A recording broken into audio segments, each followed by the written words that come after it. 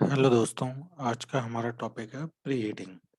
आज हम जानेंगे कि प्री हीटिंग क्या होता है, हम प्री हीटिंग क्यों करते हैं और प्री हीटिंग कब करते हैं। तो दोस्तों, जो प्री हीटिंग होती है वो हम किसी भी वेल्ड जॉइंट के अंदर क्रैक को अवॉइड करने के लिए, हार्डनेस ना हो मटेरियल में ज़्यादा और हमारा मटेरियल फास्टर कूलिंग ना हो, उसको अवॉइड करने के लिए और डिस्टॉर्शन को अवॉइड करने के लिए हम प्री हीट का यूज करते हैं।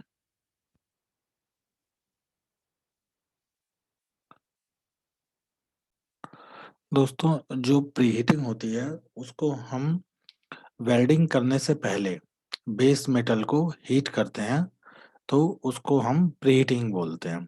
और जो प्रीहीटिंग होती है वो स्टैंडर्ड के अकॉर्डिंग होती है। हम जिस स्टैंडर्ड को फॉलो करते हैं उसके अंदर गाइडलाइंस दी होती हैं, उसके अकॉर्डिंग हम प्रीहीटिंग करते हैं। अगर हम एडोब्स यूज कर रहे हैं, एएसएमई यूज करना है, उसमें जो गाइडलाइन दी होती है उनके अकॉर्डिंग हम प्रीहीट करते हैं। प्रीहीट टेम्परेचर, जो प्रीहीट टेम्परेचर होता है वो हमारे स्टैंडर्ड में दिया होता है। और जब हम प्रीहीटिंग करते हैं तो जिस टेम्परेचर तक हम प्रीहीटिंग करते हैं उसको हम प्रीहीट टेम्परेचर कहते हैं। और ये हमारे स्टैंडर्ड में दिया होता है कि हमें किस हीट मतलब टेम्परेचर तक हमको प्रीहीटिंग करना चाहिए। प्रीहीटिंग टेम्परेचर जो होता है वो कई सारे फैक्टर्स पे डिपेंड करता है। ये सबसे पहले तो हमारे स्टैंडर्ड में ही दिया होता है। एडब्ल्यूएस हुआ या एएसएमई हुआ, जो भी हम स्टैंडर्ड फॉलो करते हैं उनके अंदर दिया हुआ होता है। और जो डब्ल्यूपीएस होता है उसमें भी ये मेंशन्ड होता है। और जो ये डिपेंड करता है प्रीहीट टेम्परेचर, ये डिपेंड करता है पेरेंट मेटल की थिकनेस क्या है, एटमॉस्फेरिक टेम्परेचर क्या है, हाइड्रोजन कंटेंट कितना है इलेक्ट्रोड के अंदर, पेरेंट मेटल का कंपोजिशन कैसा है, और हम जो वेल्डेड मटेरियल हमारा होना है उसका यूज क्या है, हम कैसा जॉइंट बना रहे हैं और हम कौन सी वेल्डिंग टेक्निक को यूज करेंगे, उसके अकॉर्डिंग हम प्रीहीट टेम्परेचर को डिसाइड करते हैं। जनरली अगर हमें पता नहीं है कि प्रीहीट टेम्परेचर कितना है, तो लो कार्बन स्टील या माइल्ड कार्बन स्टील जो होता है उसमें 25 या 25 से ऊपर की थिकनेस पे हम प्रीहीटिंग करते हैं। ये एक जनरल रूल है, थंब रूल नहीं है। अगर हमको कुछ नहीं पता तो हम इसको एक रूल मान सकते हैं। दोस्तों, आगे प्रीहीटिंग कैसे टेक प्लेस लेता है, तो इसको जानने के लिए सबसे पहले हम जानेंगे कि मेटल में हीट ट्रांसफर होता कैसा है। तो जो मटेरियल में हीट ट्रांसफर होता है किसी भी, जब हम मटेरियल को हीट करते हैं तो वो 3 तरीके से होता है। एक तो रेडिएशन से, जैसे कि सूर्य से हमको ऊर्जा आती है, धूप सनलाइट आती है, वो रेडिएशन मेथड से आती है। दूसरा कन्वेक्शन मेथड है जो कि लिक्विड से लिक्विड में होता है, जैसे हम पानी को गर्म करते हैं। और तीसरा है कंडक्शन मेथड, मतलब सॉलिड टू सॉलिड, किसी भी सॉलिड मटेरियल को गर्म करते हैं तो वो कंडक्शन मेथड से होता है। इसमें जैसा कि आप पिक्चर में देख रहे हैं, अगर हम ये सॉलिड के एक एटम को गर्म करते हैं तो धीरे-धीरे उसके बगल के एटम भी हीट होते हुए चले जाते हैं और हीट ट्रांसफर होके आगे मेटल को हीट कर देती है। तो दोस्तों, होता क्या है कि जब हम किसी मटेरियल को हीट करते हैं, जैसे कि आप फोटो में देख रहे हैं, तो जो हीट होती है वो गर्म प्लेस से ठंडे प्लेस की तरफ मटेरियल में ट्रांसफर हो जाती है, इधर की दूसरी तरफ ट्रांसफर हो जाती है। और जो होता है ये दोनों तरफ बराबर डिस्ट्रीब्यूट हो जाती है। जब किसी वेल्डिंग जॉइंट को हम हीट करते हैं तो उसके दोनों तरफ ट्रांसफर हो जाती है। जैसे कि हमारा कंडक्शन मेथड है सॉलिड का, सॉलिड में हीट ट्रांसफर होने का। और होता क्या है कि जब हम हीट करेंगे या वेल्डिंग करेंगे तो मेटल हीट होगा और ये जो है कि ये इधर को ट्रांसफर हो जाएगा, जिससे कि मटेरियल जल्दी ठंडा हो जाएगा।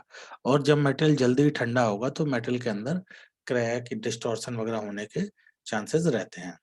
इसी को अवॉइड करने के लिए हम प्रीहीटिंग करते हैं। अब जैसे आप दूसरे फोटो में देखिए, हमने, अब जैसे आप मान लीजिए कि प्लेट का बाहरी किनारा जो है वो 20 डिग्री सेल्सियस पे टेम्परेचर पे है। जब हम वेल्डिंग करेंगे तो टेम्परेचर लगभग 1000 डिग्री सेल्सियस हो जाएगा, मान लेते हैं। तो जब हम वेल्डिंग करेंगे तो जो हीट होगी वो 1000 डिग्री सेल्सियस से 20 डिग्री सेल्सियस की तरफ जाएगी, जिससे कि मटेरियल जल्दी ठंडा हो जाएगा।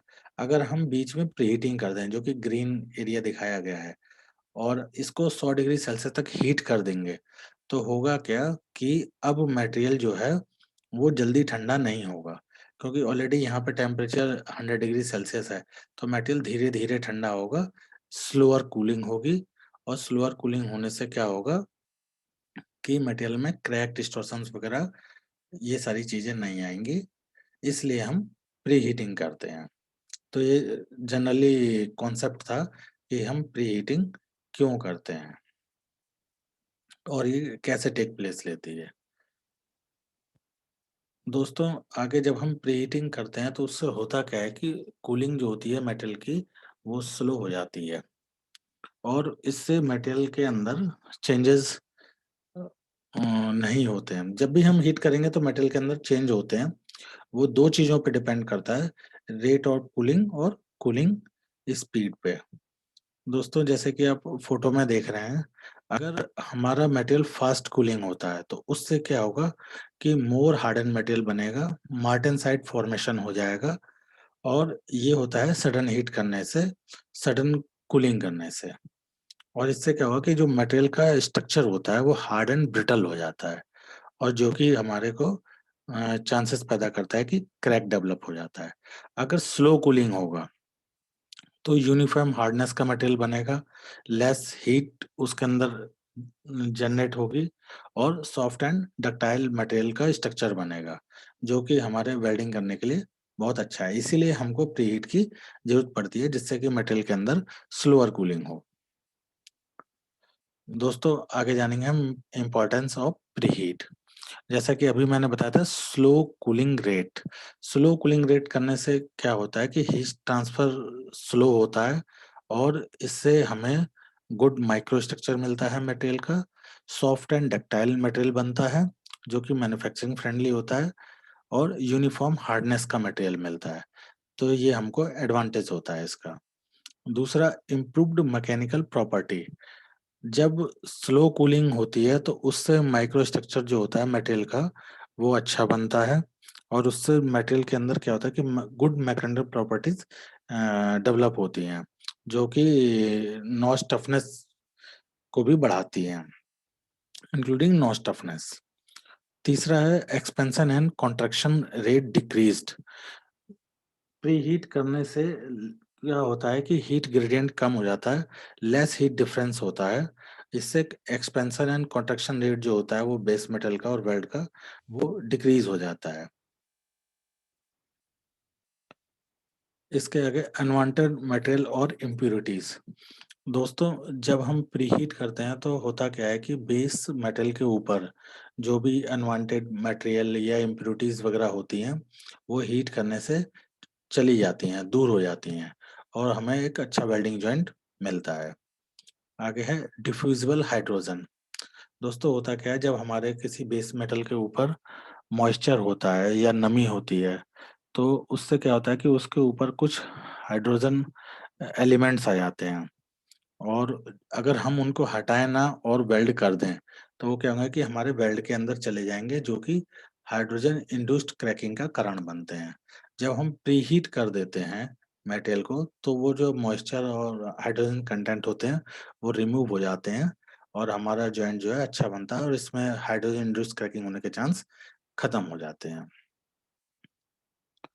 दोस्तों, आगे हम जानेंगे हम प्रीहीट किस एरिया में करें और किस जगह पे करें। तो दोस्तों, प्रीहीट हमेशा, जैसा कि फोटो में दिखाया गया है, हमेशा बैक साइड से करना चाहिए। जो भी हमारा बेस मेटल है, इसके बैक साइड से प्रीहीट करना चाहिए। कभी भी जॉइंट को ऊपर से, जिधर से वेल्डिंग हो रही है उधर से प्रीहीट नहीं करना चाहिए, हमेशा इसके अपोजिट साइड से प्रीहीट करना चाहिए।